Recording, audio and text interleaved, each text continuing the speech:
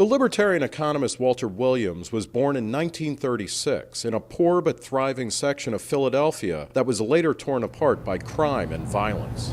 This is where we lived, the Richard Allen Project of North Philadelphia. When Williams was a small child, his father deserted his family. He was raised by his mother, who was a high school dropout, and the family spent time on welfare. I broke out of the North Philadelphia ghetto nearly 30 years ago, and so did most of my friends. Drafted into the peacetime army, Williams eventually earned a PhD from UCLA in the late 1960s, and he soon became a sought-after researcher and public intellectual. His best-known book, 1982's The State Against Blacks, argues that a major cause of black unemployment is government intervention in the labor market. It is morally outrageous for government to be cutting off the ambitions of those trying to climb the middle rungs of the economic ladder. You're saying that you can solve the problems in Bangladesh. Williams' contrarian views have had wide exposure through documentaries, public appearances, and for the past 30 years, a syndicated weekly column that appears in about 140 newspapers. Throughout his career, Williams has used his personal experiences to illustrate his ideas. I used to work in a store like this. Back in those days, just about any kid who looked for a job could find one. Today, in ghettos like I grew up in, 70% of black children who look for jobs cannot find them. His new book, Up from the Projects, an autobiography, is a fascinating look at his childhood, his half-century-long marriage to his recently departed wife, his unusual career path, and the genesis of his views on race, economics, and politics. Reason TV spoke with Williams, an emeritus trustee of the Reason Foundation, at his office at Virginia's George Mason University. Walter, thanks for talking to us. Thank you. You were growing up in Philadelphia. You spent time on welfare. You were raised in a single-parent household. How does where you're from show up in where you are now? Well, I'm not sure. As a youngster, I never even thought about being a college professor or a libertarian. I was always a radical, a troublemaker, a person who questioned the status quo. So my upbringing might have had very little to do with where I am now. And matter of fact, even though we grew up poor, we didn't consider ourselves poor. That is, matter of fact, during those days, to call somebody poor was an insult, or even to. What did being called poor mean then? Well, it meant that, well, you didn't eat, or you missed meals, or you wore tattered clothes, and all those weren't the case with me. But at least in neighborhoods where I grew up, in poor black neighborhoods today, there's kind of what I call spiritual poverty. That is poverty of the spirit. And back when I was a kid, my mother used to always say to us, she says, we have a beer pocketbook, but we have champagne taste. Meaning that we had high aspirations. So where does the spiritual poverty, or where does the aspirational poverty come from? Well, if you look at some of the characteristics, particularly of black people, but it applies to a large extent to everybody, back when I was coming up, that is, for a girl to have a baby out of wedlock, it was a disgrace. Today, women have babies out of wedlock and they have baby showers. It's no longer a disgrace. And indeed, the illegitimacy rate among blacks is somewhere around 70%. And back in the 40s, it couldn't have been more than 13, 12%, something like that. Or the breakdown in the black family, only 35% of kids, black kids, live in two-parent families. And matter of fact, when we were coming up, my father deserted us when I was 3 and my sister was 2, and they ultimately got divorced in the late 40s.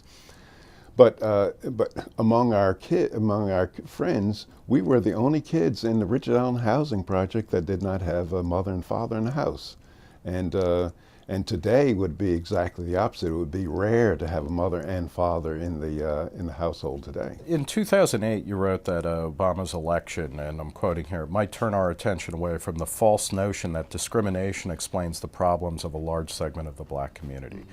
Has that happened?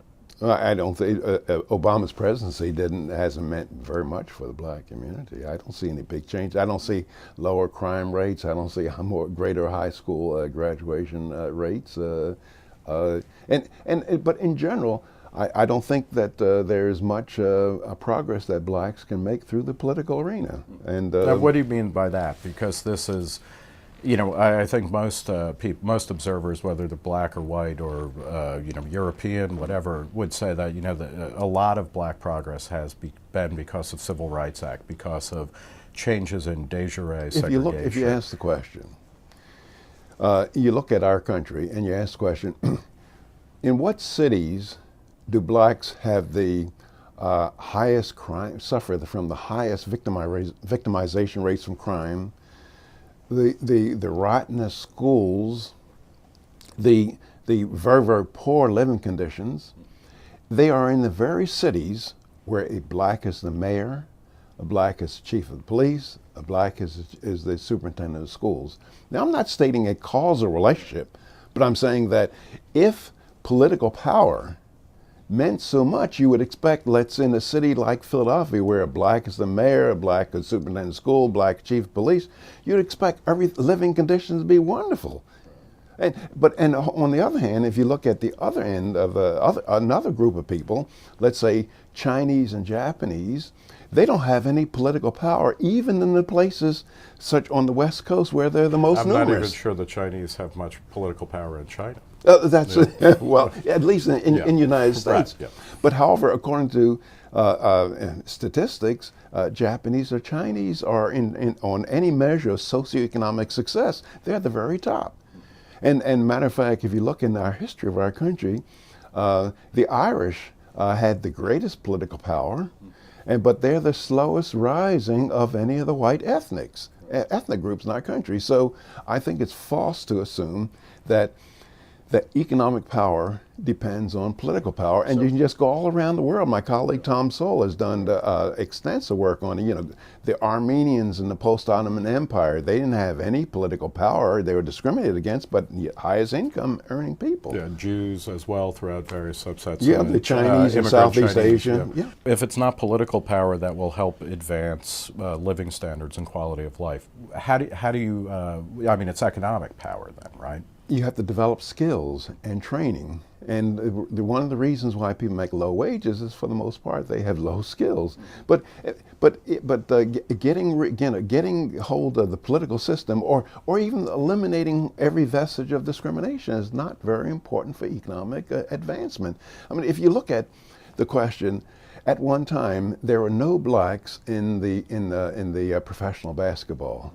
Today, blacks are 80% of professional basketball players, 60-some% of professional football players, and it wasn't any affirmative action, it wasn't any court suits, it wasn't getting rid of discrimination.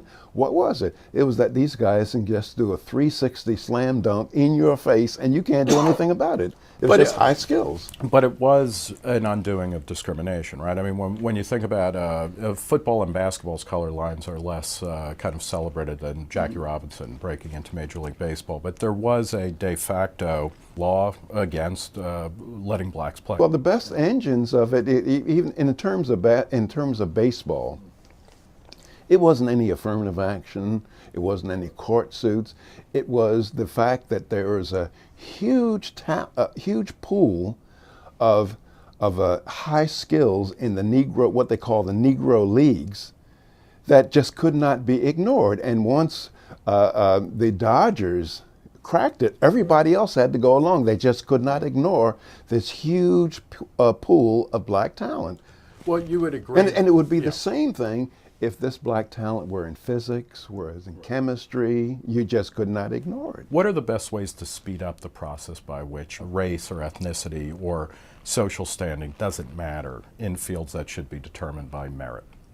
Well, if it's not laws. Well, personally, one of my strong values is freedom of association. And if you believe in freedom of association, you have to accept that people will associate in ways that you find offensive. And I believe people have the right to discriminate on any basis they want, so long as they're not using a government, so long as they're not using, for example, I would disagree that a library should be able to engage in racial discrimination against me because I'm a taxpayer. So a public library, but a private library? Private library. The David Duke Memorial Library, they can keep you out. I have no problem whatsoever. And see, discrimination is actually, for me, discrimination is just simply an act of choice. And we all discriminate. When as I tell people that when I was choosing a wife to marry, I didn't give every woman an equal opportunity. I discriminated against Japanese women, Italian women, women with criminal records, women that did not bathe regularly. I discriminated in all. Did you also discriminated against women who refused to return your phone calls, I assume? Well, we didn't have a telephone, but the point is that people have the right, in my opinion, to associate in any ways they want. But, however, they should not get subsidized. Now, there's a whole lot of laws on the books that subsidizes discrimination. For example, the minimum wage law that subsidizes engaging in racial discrimination. But then in the book, you also talk about when you were drafted into the Army and you ended up going to Georgia for an assignment. That was the first time that you met up with de jure segregation in the Deep South. And you mentioned going through bus stations and whatnot where there were, colored-only restrooms, black-only restrooms, restaurants, etc. What is the best and most efficacious way to break down state-sponsored discrimination? Well, you do it by the law, because I think that states should not be able to engage in discrimination, and you do it by any means that's necessary. And to get rid of state-sponsored discrimination, including just disobeying the law. And I think that one of the things, the very fact that you do find state-sponsored discrimination is good evidence that maybe discrimination would not exist. That is, if you see a law on the books, well, the reason why that law is on the books is because not everyone would behave according to the specifications of the law. And so if you say, well, if you see a law saying, well, blacks have to sit in the back of the trolley car, well, you say, well, why do you need a law? If the trolley cars are privately owned, that's what they were when the discrimination started in our country. Well, private streetcar companies would not discriminate against the customers, so the people who wanted discrimination needed a law. So where does that bring you in terms of a variety of the civil rights acts that were passed in the late 50s through the mid-60s? Were those good laws? Were the civil rights acts good and necessary ways of breaking down racial discrimination? I think the Civil Rights Act was a major error. That is, during the 1960s, when we had the civil rights movement, I think all that we needed was a law that said that the Constitution of the United States applies to each and every citizen in our country, as opposed to making a Civil Rights Act, as they in fact did. You mentioned in the book that both when you were hired as an economist at Temple and then again at George Mason, that you sat down with the people who were hiring you and said, hey, if you're practicing affirmative action, I don't want any part of this.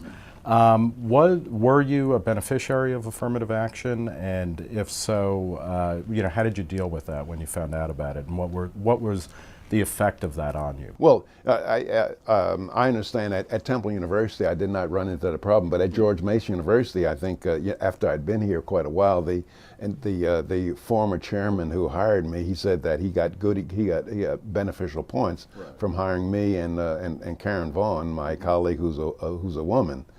And later on, Karen Vaughn, who was here before I was, she told me that that if Bill Snavely was practicing affirmative action, he didn't get the right kind of black. Is it tiresome to talk about yourself as the libertarian black?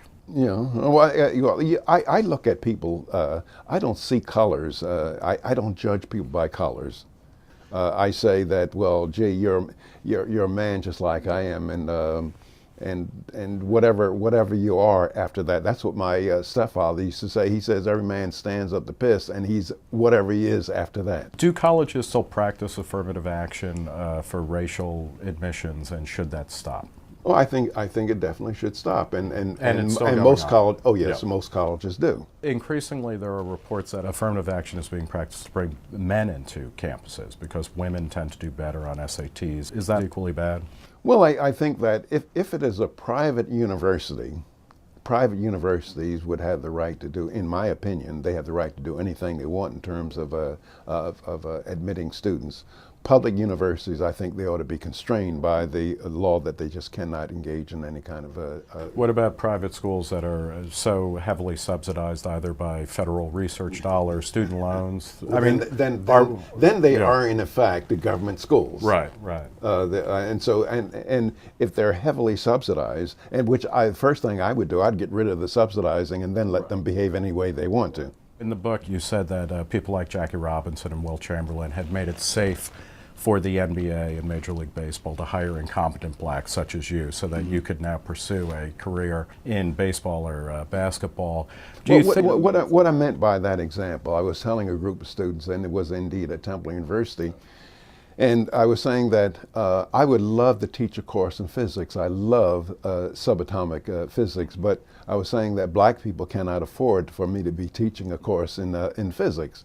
And I was saying that I was giving an example of basketball and baseball because of the excellence that of Jackie Robinson or Wilt Chamberlain and Bill Russell, that I can now go play basketball and I can mess up royally, and there's not a person in the audience can say those blacks can't play basketball.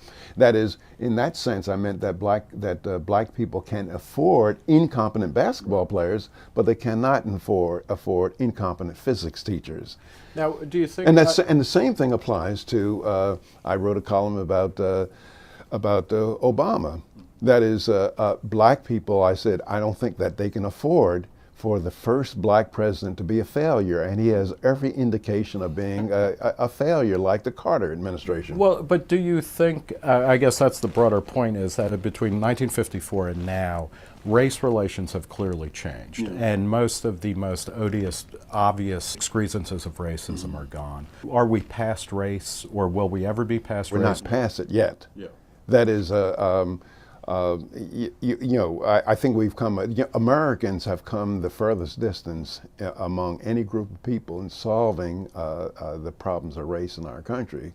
But we're not past it. That is, for example, I was saying in the book that I teach I teach PhD microeconomic theory.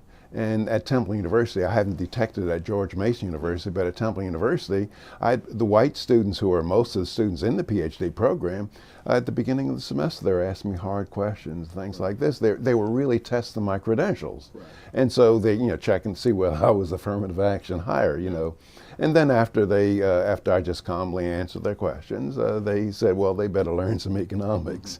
So that in the sense that in that sense, in terms of pride of a people, I think that black people just cannot afford incompetence in most areas. Right. Still. Yeah. Let's talk a little bit about your experience in the academy. You went to UCLA in the mid to late '60s. You worked with people like James Buchanan and Armin Alchian. What was it like to be at a place like UCLA then? This was a hotbed, not simply of, it was the American dream to be in California in the 60s, but also from a libertarian point of view, this was a powerhouse department for free market ideas. Well, as I said in the book, I did not know that I was anything about UCLA when I entered there, and I didn't know that it was one of the top 10 economics departments in the country, and I was in well over my head. These are some of the top professors in economics in the world, and I benefited immensely from attending UCLA. But however, it was quite a challenge for me. How much did that form your ideology or your, kind of political thought? Well, I think it awakened me in something I'd always been. I've always been a radical. I've always challenged the status quo. But however, I did come out, I supported things like minimum wage laws because I thought it was a good idea, until I ran to some professors and say, well, look, Walter, let's look at the effects of the minimum wage law as opposed to looking at the intention. They gave me material to read, and then I changed my mind. But I think that my free market ideas got polished at UCLA and being exposed to some of the greatest economists in the world. Do you think that you benefited from having a kind of roundabout route to studying economics as opposed to, being a whiz kid and, graduating high school when you're 13 and then going directly to college and a PhD? If I had gone to college right after high school, it would have been an unmitigated disaster. I was For immature. the country as well as the At least you. for me, Yeah. at least for me, I was just unprepared to make the sacrifices necessary. And I think many times that's true with many people today. That is, I'm very sure if I had to do it again, I tell my wife that it went with my daughter. She went out, she was 17 years old and she went right into college. And the first year or so was a disaster.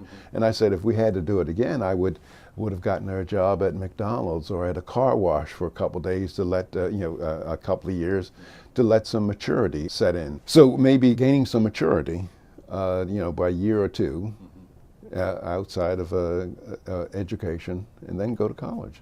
And then, but more importantly, pay your own way. Would you have been able to go to college? I mean, you mentioned quite often that how heavily subsidized, and particularly in the 60s and 70s, I mean, the UC system, Cal State system, very subsidized, effectively a free education. Wasn't that a good thing, though, even if it's coming from the state and even if it's being expropriated from taxpayers? No, it's not a good thing. No, it's not a good. Would you have been able to go to college otherwise? I might not have, and a lot of the incentive for my wife and I to move from Philadelphia to Los Angeles in 1961 was that no way in the world I could afford to go to Temple University. Temple University was the cheapest school in the city, and I think it was like $2,000 a year to go there.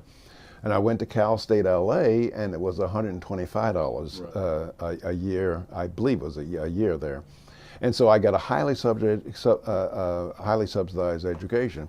And I don't know whether I would have gotten an education, but still, that because I got an education, it doesn't mean that it was a good idea to rip off the California taxpayers. Well, do you think at a cost-benefit analysis, if you take yourself and everybody else who went through Cal State and the costs associated with that, and then the payback, because you certainly have paid a lot more back in taxes than the, what would it be, about $400, $500 for 4 years of Cal State at 125. Not to the California taxpayers. Okay, all right. Because when I finished ripping them off, I left. But however, is it a fair question from a libertarian point of view? We all want to say, you know what, nothing should be taken from the taxpayer except very small pots of money that go to clear public goods, and education doesn't meet that test. Yeah. So, but then again, you're working at George Mason, you worked at Temple. These are state universities. Is it such a bad thing that I could have just as soon gone to Cal State or UCLA, and they charge a tuition of $5,000 a year, and I could have gone out and robbed somebody and got the $5,000. So you wouldn't make the argument that, well, gee, Williams robbed the guy to get $5,000, and he's going to pay it back, and later on in life, by higher taxes or whatever. But the solution to the problem is that we need to do something with the financial markets to enable people to be able to get a loan to be able to go to college, and then of course pay it back. George Mason has become a very well-known hotbed of libertarian, laissez-faire economic history from a free market perspective, from a libertarian perspective. How did that happen? How did you go from helping to build George Mason's academic reputation from kind of so-so to really moving it up a few notches? Well, I think all the responsibility is not mine. I share with my colleagues. But I became a chairman in 1995. And I was chairman from 1995 until 2001. When Buchanan won the Nobel Prize in 1986, we had 26 faculty members. And when I became chairman, we had 18. There was considerable hostility towards our department, and I tried to work with the administration to rehire those people, and I had a lot of difficulty. And so I just said, well, the only way I'm going to improve the department is to try to privatize the department and actually go out and raise money to be able to do things with the faculty, to be able to to hire people and to subsidize hiring people.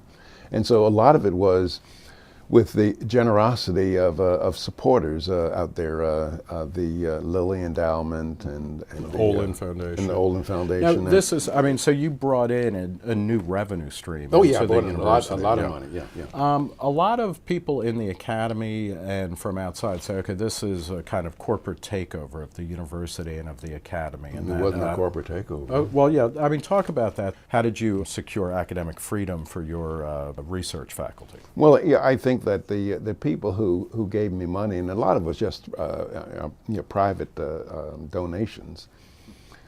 The people who gave me money, they respected me and my ambitions and my vision, and I had complete say-so over how the money would be spent. And so that explains the gold fixtures in the men's room here on the economics building.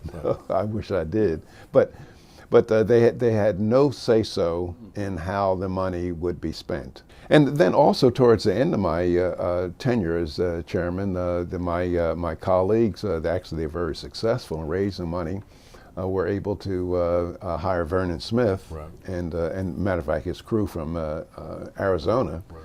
And bring all seven, I think, here.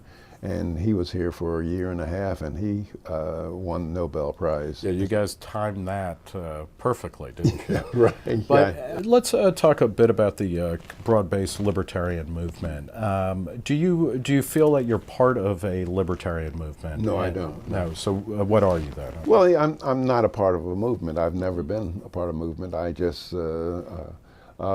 just do my own thing. Can we tally up a score and say, are we more free, are we less free, are we moving in the right direction? Are you happy about the world that your daughter is inheriting and that your grandchildren might? I think for the first time in our history, it's prudent for parents to tell their children to have enough gold and silver coins, enough to be able to get out of this country and move to somewhere Canada? else. Well, somewhere else. Yeah. You know. I mean, it doesn't make any difference. I mean, for example, Jews in Austria, I mean, they should have had enough money to get out, and it didn't make any difference where they moved. Right. You know, so the point is that for the first time in our history, people are considering leaving or taking their wealth out of the United States, where all before the United States was the bastion of liberty and low regulation, and people are bringing their wealth to our country. So I think that we have to be concerned about losing our liberties. What needs to happen for that to reverse? I mean, and it's one thing to say, okay, we got to reduce regulation, but what are the kind of policy steps and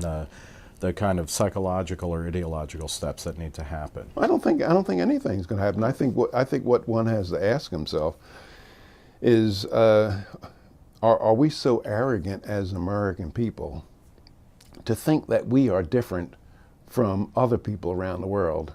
That is, how different are we from the Romans who went down the tubes, or the British, or the French, or the Spanish, or the Portuguese? These are great empires of the past, but they went down the tubes for roughly the same things that we're doing. Liberty is the rare state of affairs in mankind's history. Arbitrary abuse and control by others is the standard dish, even now. And all the tendencies is for us to have greater and greater amounts of our liberty usurped by government. If you press me for a trend in the opposite direction, because of the Obama administration, the Democrat control of the House and the Senate, they've become so bold in many of their actions that for the first time in my life, Americans are debating about the Constitution, with people forming the Tea Party movement and all this kind of fervor that I've never heard before in my 75 years of life. But is that enough, or is it too late? And I'm not sure. Walter Williams, thank you very much for talking with us and for all of your writing, and especially your new book, Up From the Projects and Autobiography. Okay.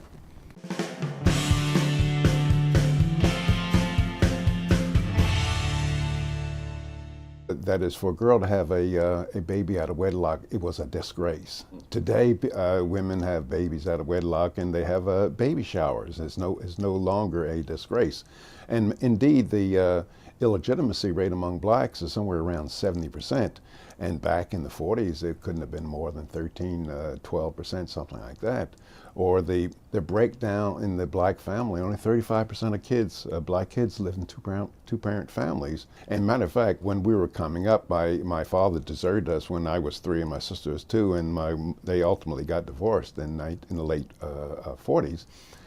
But among our friends, we were the only kids in the Richard Allen housing project that did not have a mother and father in the house, and today would be exactly the opposite.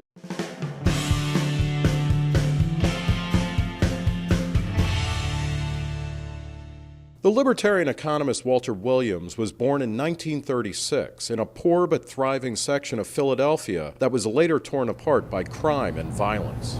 This is where we lived, the Richard Allen Project of North Philadelphia. When Williams was a small child, his father deserted his family. He was raised by his mother, who was a high school dropout, and the family spent time on welfare.